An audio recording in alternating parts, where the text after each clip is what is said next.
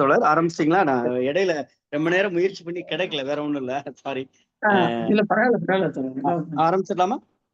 ஆரம்பிச்சிடலாம் தோழர். தோழர்களே, தமிழ்நாடு கலை இலக்கிய பெருமன்றம் முன்னெடுத்திருக்கிற மகத்தான இலக்கிய பணியான நாளும் ஒரு கதை என்கிற தலைப்பின் கீழ் நாம ஒரு தொடர்பாக பயணித்துக்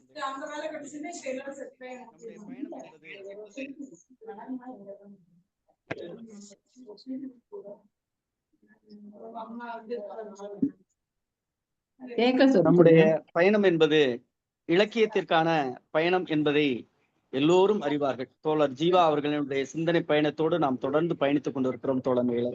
அப்படி இன்றைய தினம் புதுமை பித்தனுடைய கதையான திறந்த ஜன்னல் என்கிற கதையை சொல்லுவதற்காக நம்முடைய தோழர் ராஜபாளையம் கிளையினுடைய பொருளாளர், நல்ல சிந்தனையாளர், வணக்கத்துக்குரிய தோழமை தமிழ்நாடு கலை இலக்கிய பெருமன்றத்தினுடைய ராஜபாளையம் கிளையினுடைய பொருளாளர் தோழர் மா ரமணி அவர்கள் இன்றைக்கு திறந்த ஜன்னல் என்கிற சிறுகதையை சொல்ல வருமாறு தமிழ்நாடு கலை இலக்கிய பெருமன்றத்தின் சார்பாகவும் இந்த அவையின் சார்பாகவும் தோழமையோடு அழைக்கின்றேன். தோழமையே வருக, கதை சொல்க. அனைவருக்கும் வணக்கம். கேக்குதுங்களா தோழர்? கேக்குது தோழர். அனைவருக்கும் வணக்கம். தமிழ்நாடு கலை இலக்கிய பெருமன்றம் நிகழ்த்துகின்ற இந்த தோம்பூசி மற்றும் புதுமை பித்தன் சிறுகதைகளில் கதை சொல்லிகள் வாயிலாக நாளும் ஒரு கதை என்ற ஒரு அருமையான ஒரு தளத்தை இங்கு நமக்கு அளித்து இதை முன்னெடுந்து நடத்துகின்ற தமிழ்நாடு கலை இலக்கிய பெருமன்றம் தலைவர், செயலாளர், பொருளாளர் அத்துணை பேருக்கும் என்னுடைய மனமார்ந்த வணக்கத்தையும் நன்றியையும் நான் தெரிவித்துக் கொள்கிறேன். இந்த இணைய வழியாக பங்கேற்று அனைத்து தோழர்களுக்கும் ஊக்குவிக்கும் வண்ணம் அனைத்து தோழர்கள் இங்கு இணைந்திருப்பது மகிழ்ச்சி. அவர்களுக்கும் என்னுடைய வணக்கத்தையும் தெரிவித்துக் கொள்கிறேன். இந்த இலக்கிய பயணத்தில் தொடர்ந்து பயணிப்பதில் எனக்கு மிகவும் மகிழ்ச்சி. மேலும் இந்த தொடர் பயணத்தில் ஏற்கனவே நான் கோமதி என்ற தலைப்பில் நான் கதை சொல்லியிருக்கிறேன். இப்ப புதுமை பித்தனுடைய கதைகள் சொல்வதில் எனக்கு பெரும் மகிழ்ச்சி. கதை எப்படி ஆரம்பினா, ஒரு நவீன தமிழ் இலக்கியத்தின் முன்னோடியாக கருதப்படக்கூடிய நம்முடைய எழுத்தாளர் புதுமை பித்தன் அவர்களால் எழுதப்பட்ட திறந்த ஜன்னல் என்ற ஒரு சிறு கதையை உங்களோடு பகிர்ந்து கொள்வதில் நான் பெருமகிழ்ச்சி அடைகின்றேன். எழுத்தாளரே கதாபாத்திரமாக மாறி இக்கதையை விளக்குவதாக இருக்கிறது. இந்த கதை கட்டமைக்கப்பட்டிருக்கிறது. அதனால் இந்த கதையை அவர் சொல்வதாகவே இருப்பதால் அதே போலவே நான் இந்த கதையை தொடங்குவதாக இருக்கிறேன். கதை இப்படி தொடங்குது. சாயங்கால நேரம் வயிற்றுல சிறு பசி என்று ஏற்படுத்தக்கூடிய அந்த நினைப்பை சாந்தப்படுத்துவதற்காக ஒரு ஹோட்டலுக்குள்ள போனேன். அந்த நிறைய ரொம்ப கூட்டமா இருக்கிற அந்த ஹோட்டல்ல இடம் கிடைக்கிறது ரொம்ப கஷ்டம்தான். இருந்தாலும் அன்னைக்கு ஒரு மேசை எங்க காலியா இருந்தது. சரி, அந்த மேசை கிட்ட போய் நானு உட்கார்ந்தேன். ஏதோ நினைப்புல அப்படியே உட்கார்ந்துகிட்டே இருந்தேன். எனக்கு என்ன வேணும் என்பதை சொல்லிட்டு அப்படியே நானும் அப்படியே எதையோ யோசிச்சுட்டு அப்படியே உட்கார்ந்து இருந்தேன். அப்போ திரும்பவும் என்ன வேணும் சார் அப்படின்னு ஒரு குரல். திரும்பவும் இந்த கேள்வியை கேட்டவுடன் எனக்கு ஏற்கனவே நம்ம என்ன வேணும்னு சொல்லிட்டோமே, எதுக்கு மறுபடியும் இந்த கேள்வியை நம்ம கேட்கிறாங்க அப்படின்னு பார்த்தா, அது எனக்கான கேள்வி இல்லை, என் எதிரில் அமர்ந்திருக்கின்ற இன்னொருவருக்கான கேள்வி அப்படின்னு எனக்கு தெரிஞ்சது. அந்த மனிதரை நான் பார்த்தேன். ஒரு மெல்லிசான தேகம், அப்படி ஒரு தேகம். அவரோட சட்டைகள் எல்லாம் கிழிந்த சட்டைகளாக போட்டிருந்தாரு அவரு. அந்த கிழிஞ்சு போய் இருந்தாலும் அந்த கிழிஞ்ச இடத்துல ஒட்டுக்கள் போட்டிருக்கு. அதாவது பழைய சட்டையாக இருந்தாலும் அதை துவைச்சுதான் அவரு போட்டிருக்காரு. அவர் முகத்தை பார்க்கும் போது ஒரு 2-3 வாரமா அதாவது கத்தி படாம இருக்கிற மாதிரி, தவறன் பண்ணாம இருக்கிற மாதிரி ஒரு முகமா அப்படி தெரிஞ்சது. ஆனா கண்ணுல ஒரு வெளிச்சம் தெரியுது. அதை பார்த்தாலே அவர் கண்ணுல ஒரு வெளிச்சம் தெரியுற மாதிரி இருந்தது. என்ன வேணும்னு கேட்ட உடனே அவரு கீழே குடிஞ்சு கைய பாக்குறாரு. பார்த்துட்டு காபி வேணும் அப்படின்னு சொல்லிடுறாரு. அவர் முகத்தை நான் பாக்குறேன். அவர் வயிற்றுல பசி இருக்கிறது அந்த முகத்துல தெரிஞ்சது எனக்கு. நான் அதுக்கப்புறம் யோசிச்சேன். ஏன் அதாவது அந்த காசு இருக்கிறதான்றத கீழே குனிஞ்சுதான் பார்க்கணுமா என்ன? இந்த சில்லறை இருக்கிறது அவருக்கு தெரியும் தானே அப்படின்னு எனக்கு தோணுச்சு. சரி, ஐயோ பாவம், அவரை பார்க்கும்போது ரொம்ப பாவமா இருக்குதே அப்படின்னு எனக்கு தோணுச்சு. இந்த காரணத்துக்கு அதாவது இருந்தாப்பா இலக்கிய உலகத்தில் வேலை பேர் வந்திருக்கா செய்கிறவரா இருப்பாரோ, சரி போ அதனாலதான் போ இந்த போ போ. மாதிரி ஒரு சூழ்நிலை இவருக்கு சித்தேஷுக்கு வந்திருக்கு அப்படின்னு அவனுக்கு இந்த நாக்குல ஏதோ புண்ணு மாதிரி இருக்கு, அதனால இன்னைக்கு வந்திருக்கேன். அவனை அன்னி கூட்டு வந்தா நான் 2 வீலர்ல வந்தேன். தோழர் சரி, போ யாரோ போ, போ. மீட் பண்ணாம இருக்காங்க.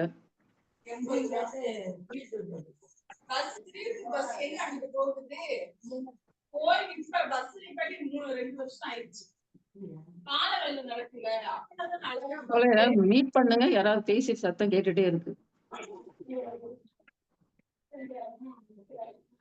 தோழர் மியூட் பண்ணுங்க தோழர். ஓகே. நீங்க அதான் தொடங்க எனக்கு தோழர். எனக்கு இப்படி தோணுச்சு. ஏன் ஒருவேளை கீழே குனிஞ்சுதான் அவரு அதை பார்க்கணுமா என்ன? சில்லறை இருக்கு நமக்கு தெரியாதா என்ன? அப்படின்னு தோணுச்சு. ரொம்ப எனக்கு பார்க்க பாவமா இருந்துச்சு. ஐயோ பாவம் அப்படின்னு என் மனசுல தோணுச்சு. ஒருவேளை இந்த இலக்கிய உலகத்தில் வேலை செய்யக்கூடியவராக இருப்பாரோ, அதனாலதான் இந்த சூழ்நிலை இருக்கு அப்படின்னு எனக்கு தோணுது. ஏன்னா என்னையே நான் நினைத்து அவரை பத்தி நான் யோசிக்க ஆரம்பிச்சேன். அப்படி யோசிச்சுட்டே ரொம்ப நேரம் யோசிச்சுட்டே இருந்தேன். திடீர்னு எனக்கு அவருக்கு ஏதாவது உதவி செய்யணும் அப்படின்னு ஒரு உணர்வு தோணுச்சு. அந்த உணர்வு ஏன் தோணுச்சு அப்படின்னா, ஒரு சகோதர தொழிலாளியா அவரு இருக்கிறதுனால அப்படி தோணுச்சா? இல்ல அதையும் தாண்டி ஒரு சகோதர பாசத்தால இந்த ஏதாவது அவருக்கு செய்யணும், உதவி செய்யணும், ஏதாவது அவரு வாங்கி கொடுக்கணும் அப்படின்னு எனக்கு தோணுச்சு. சரி, பேச்சு எப்படி ஆரம்பிக்கிறது அப்படின்னு எனக்கு தோணுச்சு. சரி, ஏதாவது சாப்பிடுறீங்களா? ஏதாவது வாங்கி கொடுக்கவா? அப்படின்னு கேட்டா, அவர் தப்பா நினைச்சுப்பாரோ? அப்படின்னு மனசுல தோணுச்சு. சரி, ஆரம்பிக்கலாம். நான் அப்படின்னு போய் பக்கத்துல, அ உங்கள எங்கேயோ பார்த்த மாதிரி இருக்கே அப்படின்னு கேட்டோனே, அவர் உடனே பதில் சொன்னார். இல்லையே, பார்த்திருக்க முடியாதே அப்படின்னு டக்குன்னு பதில் வந்துச்சு. வந்தோடனே நான் என்ன உதவி பண்ண போகும்போது ஏதோ அணை தடுப்பது போல அவர் பேசுறதே எனக்கு தெரிஞ்சது. அதான் நான் உதவி செய்ய போகும்போது இவர் வேண்டாம்னு சொல்ற அணை தடுக்கிற மாதிரி அந்த தடையா இவர் சொல்றாரே அப்படின்னு எனக்கு தோணுச்சு. சரி, இன்னொரு வாட்டி முயற்சி பண்ணி பார்க்கலாம் அப்படின்னு மறுபடியும் எனக்கு பயங்கர பசி. அதனாலதான் ஹோட்டலுக்கு வந்தேன். உங்களுக்கு எப்படி இருக்கு அப்படின்னு கேட்டவுடனே, பசிக்காம யாராவது ஹோட்டலுக்கு வருவாங்களா என்ன? அப்படின்னு அவர்கிட்ட இருந்து ஒரு பதில் வந்துச்சு. என்ன இப்படி சொல்றாரே அப்படின்னு, இருந்தாலும் எனக்கு அவருக்கு உதவி செய்யணும் அப்படின்னு தான் தோணுச்சு. அதனால மறுபடியும் பேச ஆரம்பிச்சேன். நான் இதுக்கு முன்ன நம்ம 2 பேரும் சந்திச்சிருக்கோம். ஆனா உங்களுக்கு தான் ஞாபகம் இல்லையோ அப்படின்னு நான் நினைக்கிறேன். சரி, பரவாயில்ல, விட்டுருங்க. இனிமேல் நீங்க என்ன விருந்தினர். இப்போ நீங்க என் விருந்தினர். எனக்கு இன்னைக்கு பிறந்த நாள். அதனால நீங்க என் விருந்தினராக இருக்கணும் அப்படின்னு அவரு சொல்லிடுறாரு. அதுக்கு அவர் சொல்றாரு, காசு இருக்குது, கரிய காசை இறைக்காதீர், இறைக்காதீர் அப்படின்னு சொல்றாரு. அப்படின்னோடனே இவரு மனசு இவருக்கு பரவாயில்ல, அதெல்லாம் இல்ல. நான் உவந்து தான் நான் பண்றேன் இத அப்படின்னோடனே, உங்க இஷ்டம் அப்படின்னு சொல்லிடுறாரு. சரி, 2 பேரும் அப்படியே குதூகலத்தோட சாப்பிட்டோம். குதூகலம் அப்படின்னு சொல்லும்போது, என்கிட்ட தான் அந்த குதூகலம் இருந்தது. அவர்கிட்ட அந்த குதூகலம் இல்ல. ஏன்னா அவர் அமைதியா நான் குடுக்கிறத வாங்கி மெதுவா சாப்பிட்டுக்கிட்டே இருந்தாரு. எப்படி ஒரு குழந்தைக்கு நம்ம ஏதாவது வாங்கி கொடுக்கும்போது பார்த்து பார்த்து அதை செய்வோமோ, அது போல அவருக்கு நான் ஒண்ணு வாங்கி கொடுத்து பார்த்து பார்த்து அவர் சாப்பிடுவதை என் மனசுல நான் சந்தோஷப்பட்டுக்கிட்டேன். இருந்தாலும் கொஞ்ச நேரம் போச்சு. மெதுவா நேரம் நகர்ந்துகிட்டே இருக்கு. அவர் ரொம்ப அமைதியா இருந்தாரு. ஒரு அமைதியான பிராணியோ அப்படின்னு மனசுல நினைக்க தோணுச்சு. இது மாதிரி எழுத்துலகில் இருக்கிறவங்க, இலக்கிய உலகில் இருக்கிறவங்க இப்படிதான் இருப்பாங்க, இருக்கக்கூடும் அப்படி. அவங்க குணம் அது மாதிரிதான். அத பத்தி நம்ம யோசிக்க வேண்டிய அவசியம் இல்ல அப்படின்னு எனக்கு தோணுச்சு. சரி. இப்ப ₹1 அந்த சாப்பிட்டு முடிஞ்சோனே பில் வந்து ₹1 கிட்ட வந்துடுச்சு.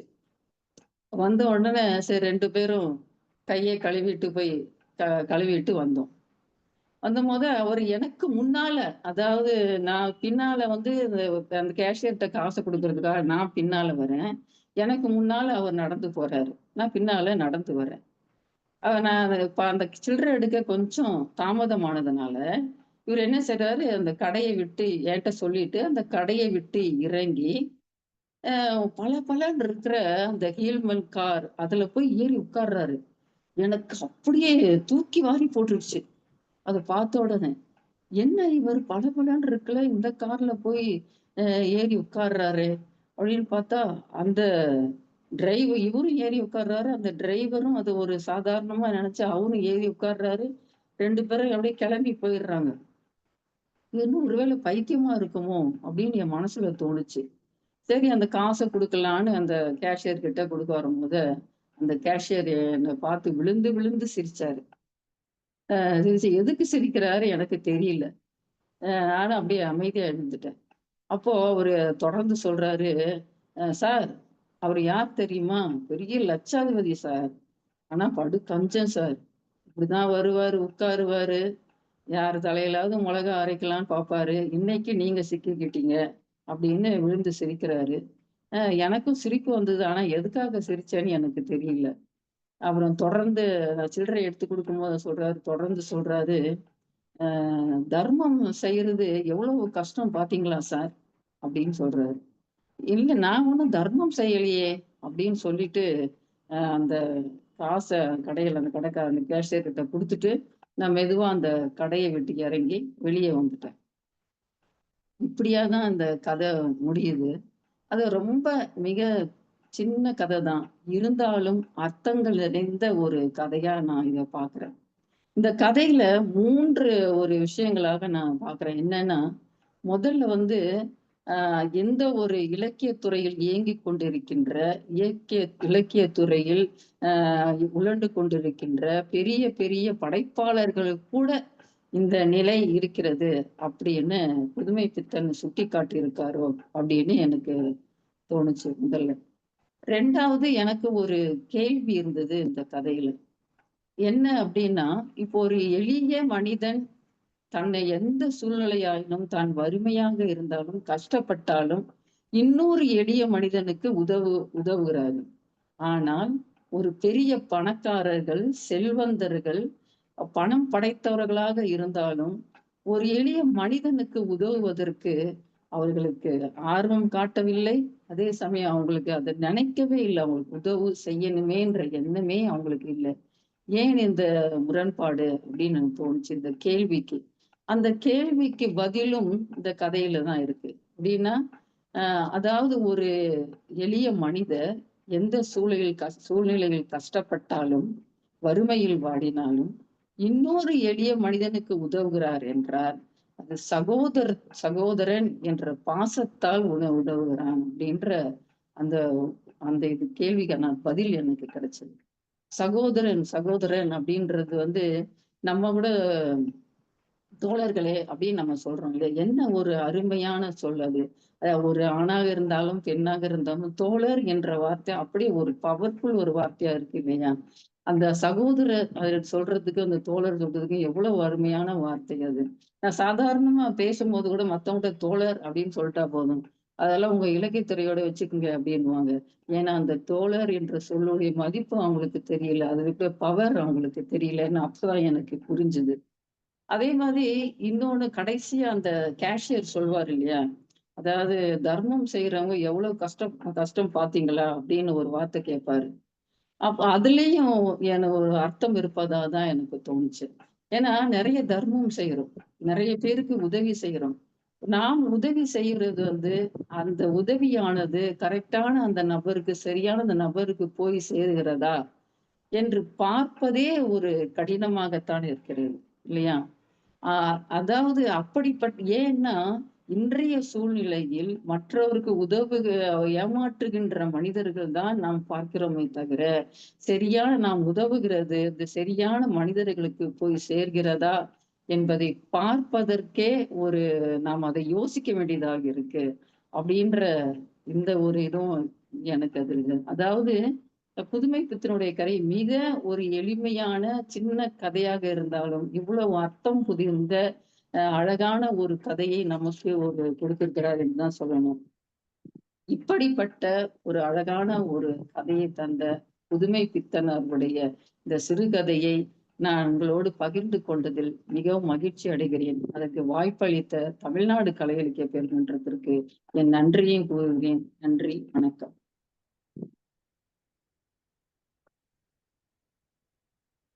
மிக்க நன்றி அம்மா.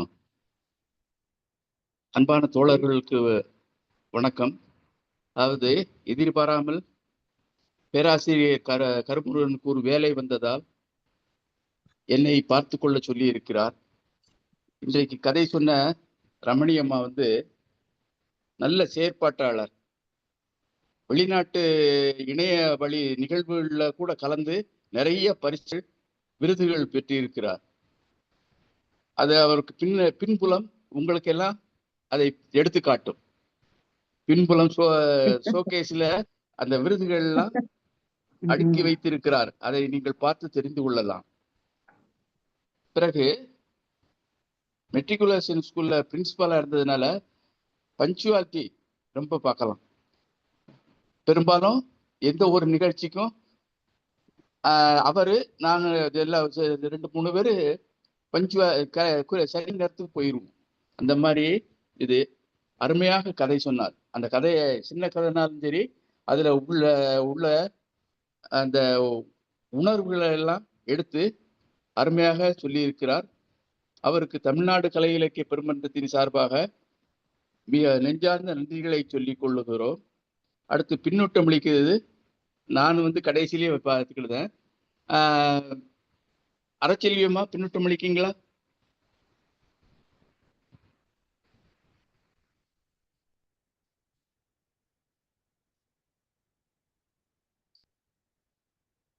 அல்லது ராஜாமணி அம்மா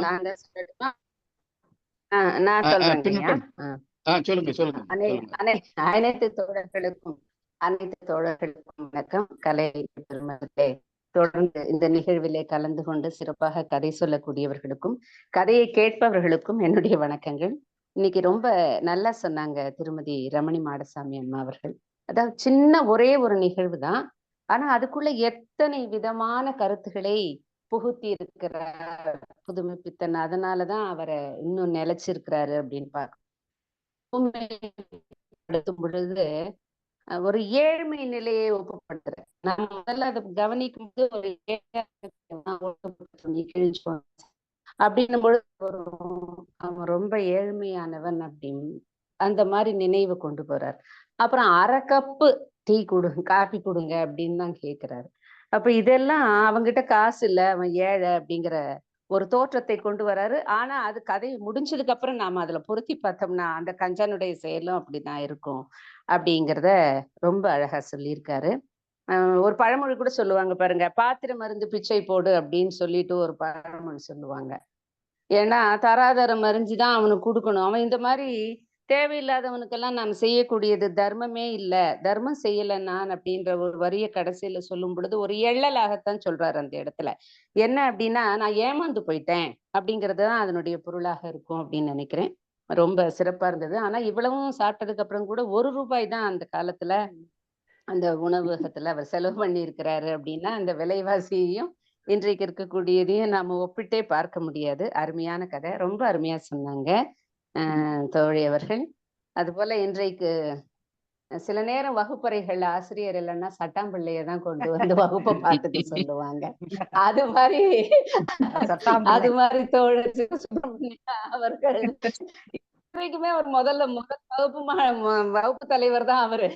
முதல்ல பின்னோட்டம் அவர் தான் கொடுப்பாரு. ஆனா இன்னைக்கு ஆசிரியருக்கு பதிலாவும் அந்த இடத்துல நின்னு அருமையா சொல்லிட்டு இருக்கிறாரு. ரொம்ப சிறப்பாமா ரமணி மாடசாமி ரொம்ப ரொம்ப நன்றி அம்மா.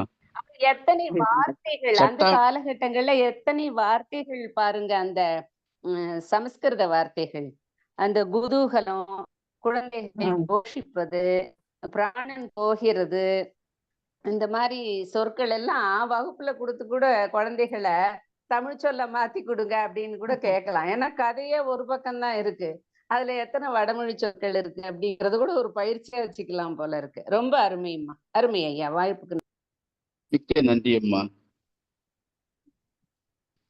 சட்டாம்பிள்ளைன்னு சொன்னீங்க. அது எனக்கு, நான் அமெரிக்காவை தான் அப்படி சொல்லுவேன். அமெரிக்கா தான் சட்டாம்பிள்ளைத்தனம் ஜெமிச்சு. நான் நெறியாளருக்கு பதிலாக வந்திருக்கிறேன். அவ்வளவு பதிலி, நம்ம சப்ஸ்டிடியூட்னு சொல்லுவோம்ல, அது அவ்வளவுதான். ஆமா, அது சரி. அது இந்த ஆமா, நீங்க சொன்னது சரிதாம்மா. நானும் அதை குறிச்சு வச்சிருக்கேன். இல்ல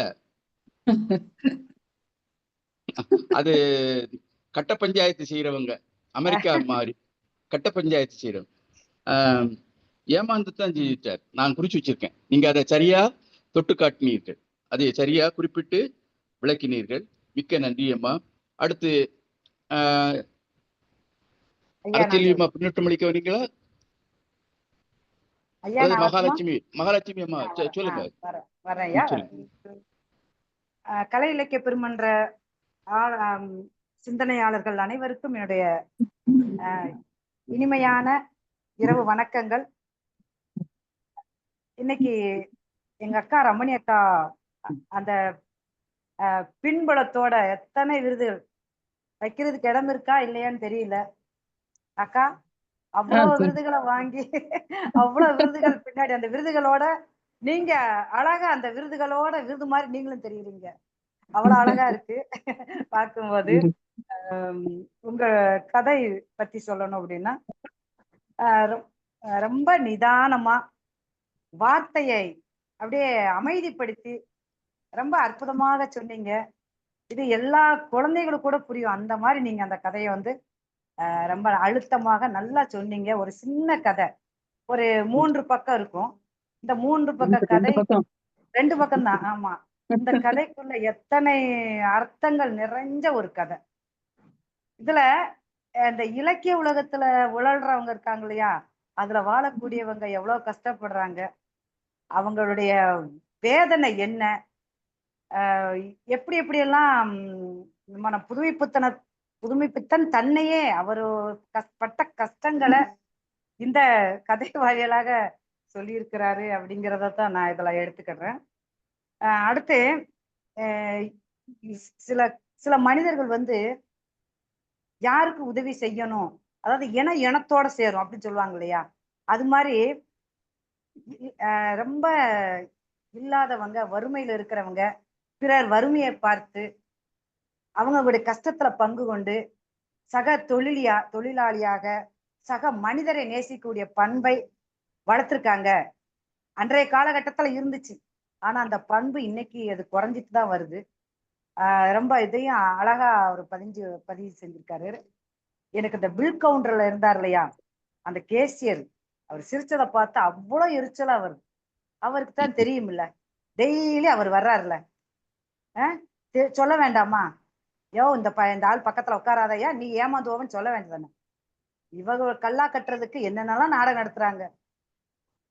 அது எனக்கு அந்த இடத்துல கொஞ்சம் ஒரு மாதிரி இருந்தாலும் கொஞ்சம் எரிச்சலா கூட இருக்கு. அதே மாதிரி ராஜாமணி அக்கா சொன்ன மாதிரி பாத்திரம் அறிந்து பிச்சை எடு. ஆமா, கண்டிப்பா யாரு எப்படிப்பட்டவங்களுக்கு யாருக்கு உதவணும் அப்படிங்கிறத முதல்ல நம்ம அனலைசிஸ் பண்ணிக்கிட்டு அதுக்கப்புறம் அவங்களுக்கு உதவி செய்யணும் அப்படிங்கிறத இந்த கதையில நல்லா ஒரு புரியும்படியா எனக்கு சொல்லியிருக்காங்க. அடுத்து இந்த அவர் உட்கார்ந்த உடனே உங்களை எங்கேயோ பார்த்திருக்கேனே அப்படின்னு சொன்ன உடனே அவர் சொல்வாரு, முடியாதே, இந்த பார்த்திருக்க முடியாதே அப்படின்னு சொல்ல அந்த ஒற்றை வரி எனக்கு ஒரு சினிமாவில ஒரு நாகேஷ் ஒரு இடத்துல சொல்வாரு, அது எந்த படம்னு எனக்கு ஞாபகத்துக்கு வரல, கல்யாண பரிசுன்னு நினைக்கிறேன். டாக்டர் அவரு நாகேஷ் டாக்டரு, நீங்க இல்லாதப்ப ஊர்ல டெத் விழுந்துருச்சு, இறந்துட்டாங்க அப்படின்னு சொன்ன உடனே அவர் அடுத்த செகண்ட் சொல்வாரு, முடியாத, இருக்காதே, நடக்காதே அப்படிம்பாரு. ஏன்னா எல்லாரையும் கொல்றவர் அவர் தான் அப்படிங்கிற அர்த்தத்துல அவர் சொல்லியிருப்பாரு. எனக்கு அதுக்கு அந்த சொன்ன உடனே டைலாக படிச்ச உடனே அதுதான் ஞாபகத்துக்கு வந்துச்சு. ரொம்ப அற்புதமாக இருந்ததுமா உங்களுடைய கதை. நிறைய இன்னும் நிறைய அரச்செல்வி அக்கா வர்றாங்க, அவங்க எல்லாம் நிறைய விமர்சனங்கள் சொல்லுவாங்க. ரொம்ப அற்புதமா இருந்துச்சு உங்களுடைய கதை. என் மனசுல அப்படியே பதிஞ்சிச்சு. நாளைக்கு என்னுடைய கதை, இந்த கதை வந்து நாளைக்கு என்னுடைய குழந்தைகளுக்கு போய் சேரும் அப்படிங்கிறத உறுதிப்படுத்திட்டு நன்றி, வணக்கம், வாழ்த்துக்கள். நன்றி நன்றி நன்றி சகோதரி, நன்றி. மிக்க நன்றி அம்மா. அருமையான ஒரு பின்னூட்டம், நகைச்சுவையையும் கலந்து சொன்னது அருமையா இருக்கு. அடுத்து அரச்செல்வி அம்மா பின்னூட்டம் அளிக்க வரீங்களா? அனைவருக்கும் வணக்கம். இன்றைய கதை சொல்லி மிகப்பெரிய ஆளுமை. அவங்க கதை சொன்னதை பத்தி எல்லாம் இப்படி இருந்துச்சு அப்படி இருந்துச்சுன்னா சொல்ல முடியாது. ஏன்னா அவ்வளவு ஒரு அழகா அமைதியா தெளிந்த நீரோட மாதிரி சின்ன குழந்தைங்களை முன்னாடி உட்கார வச்சுட்டு கதை சொன்ன மாதிரி அழகா சொன்னாங்க. நல்ல கதை சொன்னவங்களும் ரொம்ப நல்லவங்க, சொன்ன விதமும் ரொம்ப நல்லா இருந்துச்சு. இந்த உதவுதல் அது வந்து அத அடிப்படையா கொண்ட கதை. உதவுவோர் எண்ணிக்கை நாளுக்கு நாள் குறைந்து கொண்டே வருகிறது என்பது ஒரு வருந்தத்தக்க ஒரு நிகழ்வாக இருக்கு. யாருக்கு உதவுறது? ஒரு ஒரு சாதாரணமா நம்ம பாக்குற ஒரு விஷயம் பாருங்க. ஒரு வேலைக்காரமா தன்னோட எஜமானிக்கு புடவை எடுத்தா ரொம்ப விலை உயர்ந்த புடவை எடுப்பா. எங்க எஜமானி அம்மா வீட்டுல விசேஷம், அவங்களுக்கு ஒரு புடவை கொடுக்கணும்ட்டு. அதே இது வேலைக்காரிக்கு புடவை எடுக்கணும்னா இப்ப இருக்கிறதுலயே குறைச்ச விலையில எடுத்து கொடுப்பா அந்த அம்மா சொல்லும். ஒரு கடையில டீ கடையில போய் குழந்தைக்கு பால் கொடுங்க அப்படின்னு வாங்கிட்டு எவ்வளோன்னு கேட்டானா, குழந்தைங்களுக்கெல்லாம் நாங்க காசு வாங்க மாட்டோமா. கடைக்காரர் ரொம்ப பெருந்தன்மையா சிரிச்சுக்கிட்டே சொல்லுவாரு. அதே 5 ஸ்டார் ஹோட்டல்ல போய் கேளுங்க, அதுக்கு அவன் பில் போட்டு தருவான். உதவுதல் என்பது இது ஆளுக்கால் மாறுபடுகிறது, அதுதான். ஆனாலும் நாம எல்லோரும் உதவி, நம்மாலான உதவி செஞ்சவங்க, நம்மளை தாண்டி நம்மளை இறுக்கி சுருக்கி அப்படியெல்லாம் யாருக்கும் உதவி செய்யணும்னு கஷ்டப்பட்டு உதவி செய்யணும்ல. நம்மால் என்ன முடியுமோ அதை நல்லதா செய்வோம், யாருக்கு செய்யணுமோ அவங்களுக்கு செய்வோம், அவ்வளவுதான்.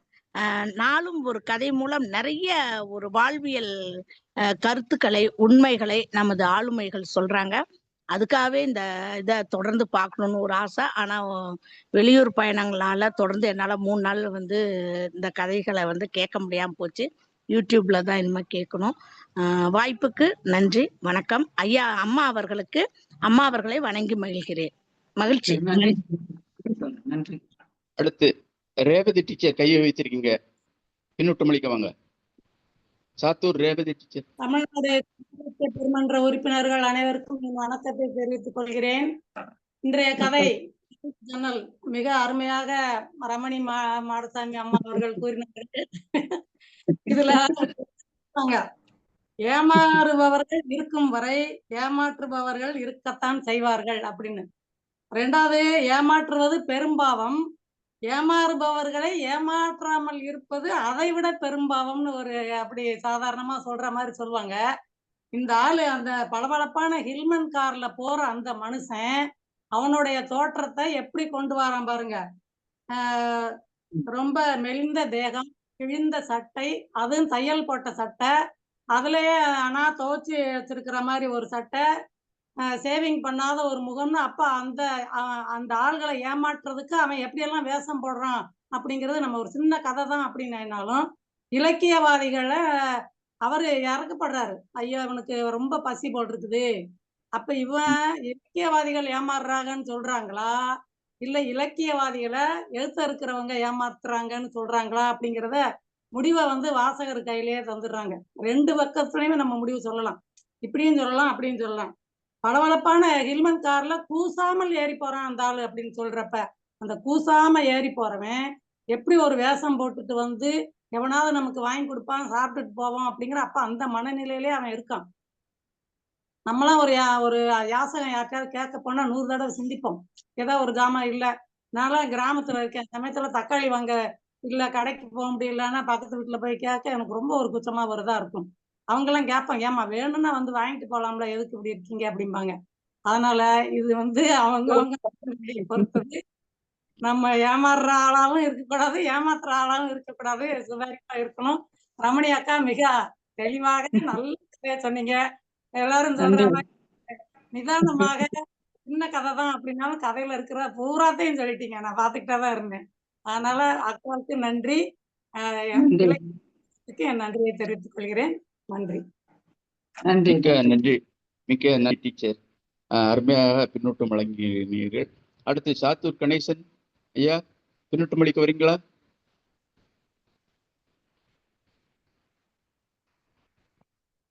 சாத்தூர் கணேசன் இருக்கார? இணைஞ்சிருக்க தெரிஞ்சுது. இப்ப போயிட்டார் போல இருக்கு.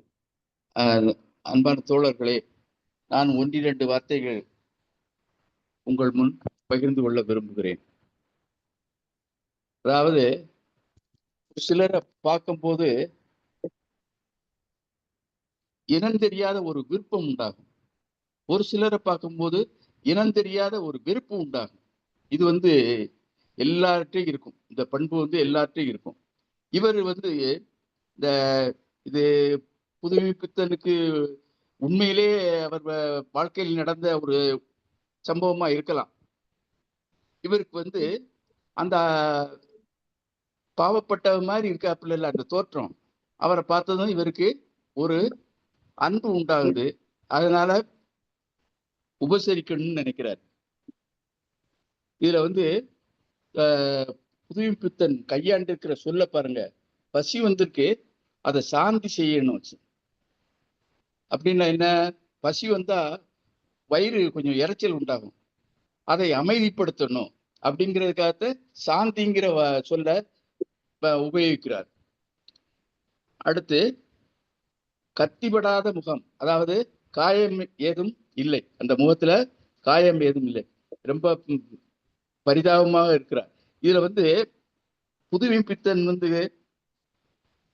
அவற்றை அந்த பாவப்பட்ட ஆள்கிட்ட உங்களை பார்த்த மாதிரி இருக்கே அப்படிங்கிற உபசரிக்க ஆரம்பிக்காரு. அவரு வீணா ஏன் செலவழிக்கிற அப்படின்னு சொல்றாரு. இருந்தாலும் இன்னைக்கு என் பிறந்த நாள் அப்படின்னு சொல்லிக்கிட்டு வலிய போய் இது பண்ணுதாப்புல. இது சொல்லுவாங்க, அந்த தெருவுல போற சனியனை வீட்டுக்குள்ள வலியை இழுத்துட்டு வந்தது மாதிரி அப்படின்னு சொல்லுவாங்க. அது மாதிரி இவரு அந்த வேலையில போற வேணானா வீட்டுக்குள்ள கொண்டு வந்து விடுற மாதிரி, வீட்டுக்குள்ள கூப்பிடுறது மாதிரி இப்படி சொல்லுது.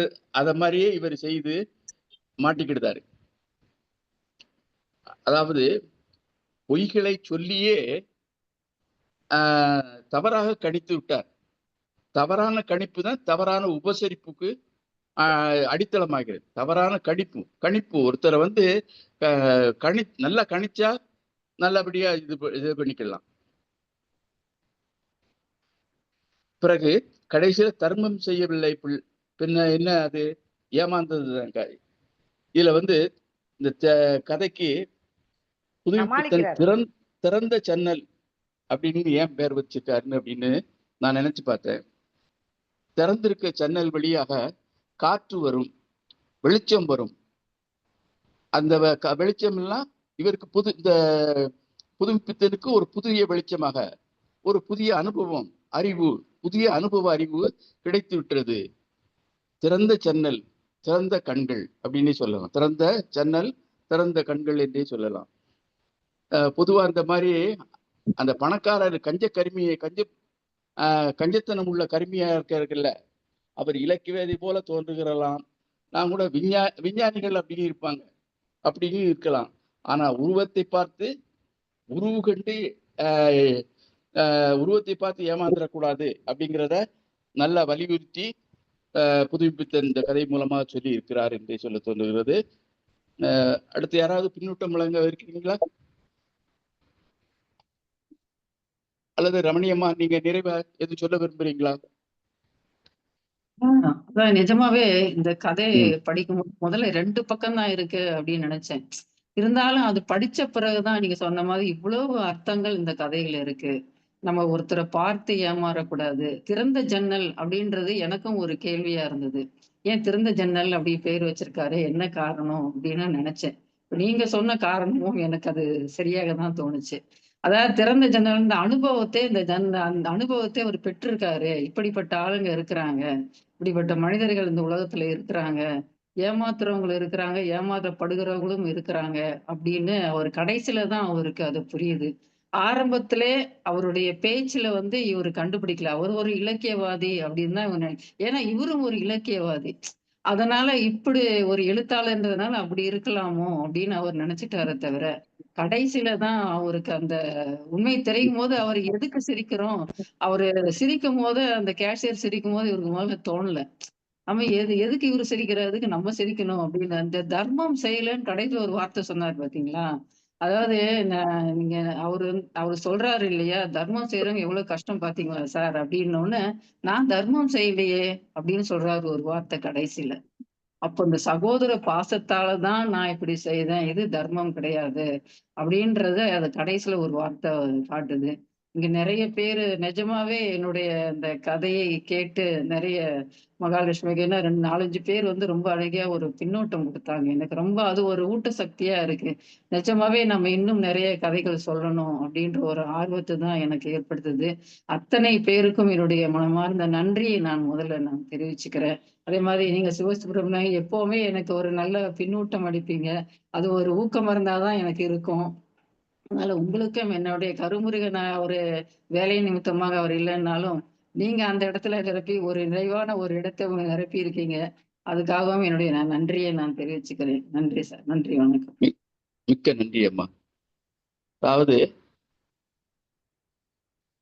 கதாசி புதுப்பித்தினே இந்த கதையை சொல்லி இருக்கிறாரு. அவரு ஏமாந்ததுல நம்ம எடுத்துக்கிட வேண்டாம். விருந்தினரை உபசரிக்கிறார், சகோதரரை உபசரிக்கிறார் அப்படின்னு மட்டும் எடுத்துக்கலாம். மிக்க நன்றி. அடுத்து நிறைவாக தமிழ்நாடு கலை இலக்கிய பெருமன்ற பொதுச் செயலாளர் டாக்டர் அறம் அவர்களை வணங்கி வரவேற்கிறேன். ஐயா இருக்கீங்களா? ஐயா கேக்குதா ஐயா? கேக்குதுங்க, சொல்லுங்க. கேக்குது சார்.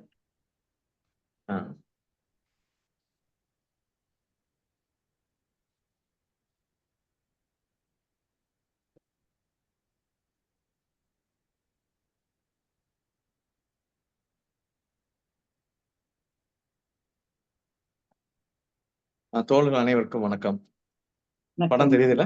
வணக்கம். சிவாசில இருந்து வந்துகிட்டு இருக்கும்போதுதான் அம்மாவோட விட்டு வந்துச்சு. இது ஒரு இந்த கதையை எடுத்த உடனே இன்னைக்கு சாயங்காலம் தான் எடுத்து பார்த்தேன். நம்ம அனுப்பின பிடிஎஃப்ல இதுல இல்லவே இல்லை. அப்பதான் சரி நெட்ல போட்டு பார்த்த உடனே நெட்ல வந்தது. ரொம்ப உடனே தான் எல்லாத்தையும் ஷேர் பண்ண சொன்னது, எல்லா குரூப்லயும் போட சொன்னது. ஏன்னா ஒரு கதையை படிச்சுட்டு வந்தா தான் நம்மளுடைய வழக்கமான கதை சொல்லுதலை விட நம்மளுடைய கதை சொல்லுதல் படிச்சுட்டு வந்து அவங்க என்ன உணர்ந்தாங்கன்றத சொல்றத வச்சுட்டு நம்ம அதை கொஞ்சம் விரிவடைஞ்சு ஒரு கதை சொல்லி நல்லா சொல்றோம். ரமணியம்மா வந்து கதை சொல்றதுல மிக தேர்ந்தவங்க. இந்த ஒரு சின்ன கதையா இருந்தா கூட மிக அருமையா சொல்லிட்டு தான் இடையிடையே என்னால கன்னி பண்ண முடியல. மற்றபடி ரொம்ப அருமையான பின்னூட்டங்கள் வழங்கியவங்களும் மகாலட்சுமி டீச்சர் வந்து இப்ப ஒரு மிகச்சிறந்த விமர்சகரா மாறிட்டு வராங்க. நேத்து நான் பேசணும்னு நினைச்சதெல்லாம் அவங்க பேசுறவனே சரி நம்ம பேச வேண்டியதில்லை அப்படின்னு ஒரு கல்யாண வீட்டுல இருந்தேன். சரி வெளியே வந்து பேசணுமோ அப்படின்னு யோசிச்சுக்கிறேன். நிறைய உதாரணங்கள் கூட நேத்தெல்லாம் கதையில வந்தது. அப்பா வெட்டின கிணறுன்றதா உப்பு தண்ணியை குடிச்சிட முடியுமான்னு ஒரு சொல்லப்பட்ட இது நேத்து கதையில வந்துச்சு. அப்பா வெட்டின உப்பு தண்ணியை குடிச்சிட முடியுமா அப்படின்னு. அப்ப ஏன்னா ஒரு கதையை மெருகூட்டுவதற்கு அழகுணர்ச்சி, உவமை, சொல்லவடை இதெல்லாம் வேணும், இயல்பா ஒரு வரணும். அது எல்லாமே நேத்து வந்து மகாலட்சுமி டீச்சர் சொன்னாங்க. இன்னைக்கு மிக அருமையா சொன்னாங்க. அறச்செல்வி அம்மா, ரேவதி டீச்சர் எல்லாமே அருமை. இதுல இந்த கதை வந்து இருந்தே ஒரு க்ளூ கொடுத்துக்கிட்டே போறாரு. அந்த இதுல கிழிச்சல் இருந்தது ஆனா தைக்கப்பட்டிருந்ததுன்னு சொல்றாரு. அவ கண் வந்து சோர்வடைந்தது ஆனா ஒரு பிரகாசம் இருந்ததுன்னு சொல்றாரு. அவன் கீழே குனிஞ்சி எண்ணி பார்த்தான் காசை அப்படின்ட்டு இருந்தது. ஆனா ஒரு பெருமூச்சுடன் அப்படின்னு சொல்றதோட நிப்பாட்டி இருந்திருக்கலாம். அது வெகு மெதுவாக வந்ததுன்னு சொல்றாரு. அப்ப ஒவ்வொரு இடத்துலயும் க்ளூ கொடுத்துக்கிட்டே வருதுங்க. நீங்க நான் உங்களை எங்கேயோ பார்த்த மாதிரி இருக்குன்னு பார்த்திருக்க முடியாது அப்படின்னோடனே அது தடை உத்தரவு மாதிரி இருந்ததுன்றாரு. அப்பயும் வந்து ஏதோ சம்திங் இருக்கு. பசியா பசியோட இருப்பேன், நான் பசியோட இருக்கேன் அப்படின்ன உடனே பசியாமல் யாரும் ஹோட்டலுக்கு வருவாங்களான்னு சொல்லிட்டு அதுக்கப்புறம் தான் ஒரு இலக்கியவாதியினுடைய ஆணவத்தை, கர்வத்தை இழுத்து போட்டு அடிக்கிறார். இந்த ரகத்தை எனக்கு நன்றாக தெரியும், இலக்கியத்தில் இது எதிர்பார்க்கக்கூடிய விஷயமேன்றார். அப்பதான் நீங்க இலக்கியவாதிகள் எல்லாம் நீங்க பெரிய பிரம்மாக்கள் மாதிரி நினைச்சுக்கிட்டு உங்களெல்லாம் நீங்க இந்த தர்மரோட தேர் ஒரு அடிக்கு மேலதான் போகுன்ற மாதிரி நீங்க 2 இலக்கியம் கிடைச்ச உடனே அப்படியே பறந்துட்டு தெரியுங்களேடா, எல்லாருடைய மனசையும் நாங்க அறிஞ்சிருவோம் அப்படின்னு சொல்றீங்களேன்றதுக்கு கீழே இழுத்து அடிக்கிறார் ஒரு அடி. அடிச்சுட்டு பிறகு அந்த சொன்ன உடனே இவரு சிரிச்சார். எதற்கு என்று எனக்கு தெரியாதுன்றாரு. அதுக்கப்புறம் தர்மம் செய்வதில் இவ்வளவு கஷ்டம் உண்டு பார்த்தீரா அப்படின்னு கேக்குறப்ப இவர் சொல்றாரு, திருப்பி சொல்றாரு, வந்துட்டு எங்க இருந்து வருது? ஐயா முனைவர் நாகேந்திரன் உங்க மைக்கை மியூட் பண்ணிக்கோங்க. பண்ணியாச்சு. அதுல அதுக்கடுத்தா நான் தர்மம் செய்யவில்லைன்னு முடிச்சிடுறாரு. இது வந்து இவர் ஏமாந்தாரா இல்ல வந்து இவருடைய எழுத்தாளர்ன்ற ஒரு கர்வத்தில் மனிதர்களினுடைய மனதையெல்லாம் என்னால் அறிய முடியும் என்ற ஒரு கர்வத்தில் செய்த பிழையா, இதெல்லாம் தெரியல. ஆனா நான் தர்மம் செய்யலைன்றதுல மட்டும் உறுதியா இருந்துட்டாரு. ஏன்னா அது வந்து தர்மம் கிடையாது. ஏன்னா ஒரு மிகப்பெரிய முதலாளி அந்த கார் அப்ப வந்து இன்னைக்கு வந்து கார் வந்து ஒரு லோயர் மிடில் கிளாஸ்ல இருக்கவங்களே கூட வச்சுக்கலாம். ஆனா அன்றைக்கு நிலையில வந்து ஒரு பெரிய காருன்றது ஒரு சினிமா நடிகர், ஒரு தொழிலதிபர் இவங்கதான் வச்சிருக்க முடியும். ஆனால் அவரு ஒவ்வொரு க்ளூவாவும் கொடுத்துட்டு வந்தார். இந்த சிக்கனத்தை பத்தி பேசுறது அதெல்லாமே கொடுத்துட்டு வந்தார். இருந்தாலும் இவர் வந்து செய்யல. ஆனா கடைசியில வந்து ஒரு சுயவிமர்சனம் பண்ணிக்கிறார். நான் வந்து தர்மம் செய்யவில்லை, நான் ஒரு ஏமாற்றப்பட்டேன், இல்ல என்னுடைய கர்வத்தை வந்து ஒரு எழுத்தாளர்ன்ற ஒரு கர்வத்தில் இருந்து என்னை மீட்டெடுப்பதற்கான ஒரு சம்பவத்தை சந்தித்தேன் அப்படின்ற மாதிரியான ஒரு முடிவுலதான் உறுதியா இருந்தார். நான் தர்மம் செய்யவில்லைன்னு முடிச்சிடார். ரொம்ப அருமையான கதை. நீங்க இந்த கட்டில் பேசுகிறதுன்ற கதையும் இல்ல ஒவ்வொரு கதையும் புதுமைப்பித்தன் வந்து எவ்வளவு ஒரு அறிவார்ந்த ஒரு எழுத்துக்கள் ஒவ்வொன்றுமே எதையும் உருவிட முடியாது. கவிதையில தான் அப்படி இருக்கும், எந்த ஒரு வார்த்தையும் எடுத்துட முடியாது. ஆனா ஒரு சிறுகதையவே எந்த வார்த்தையும் உருவிட முடியாமல் ஒரு மிக அருமையான கதை. ரொம்ப அருமை. நம்மளுடைய இந்த புதுமைப்பித்தன் எடுத்தது வந்து நமக்கு இதெல்லாம் வந்து புதுமைப்பித்தன்னா அகலிகை பேசுவாங்க, சாப விமர்சனம், இப்படி சில கதைகளை மட்டும் பேசிட்டு போயிடுவாங்க. ஆனால் முழுமையாக படிக்கும் போதுதான் அவருடைய முழு பரிணாமம் எந்தெந்த திசையிலெல்லாம் அவர் சென்றிருக்கிறார், எதையெல்லாம் பார்த்திருக்கார், எதையெல்லாம் எப்படி பார்த்தார், நாம் அப்படி பார்க்க வேண்டும் என்ற ஒரு இதுவும் நமக்கான ஒரு இது வந்து எல்லாருக்குமான ஒரு வாழ்க்கை பாடம் தான் இது. நம்ம வந்து பெரிய தர்மகர்த்தாவா நினைச்சுக்கிட்டு எதையோ செஞ்சுக்கிட்டு இருக்கோம். ஆனால் அது சரியான ஆளுகளுக்கு போகிறதா என்பதை அந்த இலக்கியவாதிக்கு ஏற்பட்ட ஒரு சறுக்கல் போல நமக்கும் பல நேரங்கள் ஏற்பட்டிருக்கு. நம்மளும் இப்படிப்பட்ட ஆளுகளுக்கு நம்ம வந்து உதவி செஞ்சு ஒரு நாமே இப்ப ஒரு மறுபரிசீலனை செய்யக்கூடிய நிலையை நாம் சந்திச்சிருக்கிறோம். அனைவருக்கும் நன்றி, வணக்கம். மிக்க நன்றி பொதுச்செயலாளர். நன்றி. வழக்கமா நிறைவா நீங்க பேசுவீங்க, அது நெஞ்சுக்கு நிறைவாகவும் இருக்கும். நீங்க சொன்னீங்கல்ல, ஒரு கருத்து சொன்னது ரொம்ப முத்தாய்ப்பாக இருந்தது. இந்த கதையில ஒரு சொல்ல கூட நீக்கிட முடியாது, எடுத்துட முடியாது, நம்மளால உருவிட முடியாது அப்படின்னு சொன்னீங்க. அது ரொம்ப அருமையான ஒரு உரை என்றே கருதுகிறேன். ஒரு ஏக்கமும் இந்த நேரத்துல உண்டாகுது. இப்படிப்பட்ட ஒரு உன்னதமான கதைகளை படைக்கக்கூடிய ஒரு எழுத்தாளருக்கு ஆயுசு கொஞ்சம் குறைச்சலா போயிட்டு இன்னும் நிறைய இருந்தா தமிழ் இலக்கிய உலகத்திற்கு நிறைய செய்திருப்பார் என்றே சொல்ல தோன்றுகிறது. அது ஒரு ஏக்கம் நமக்கு.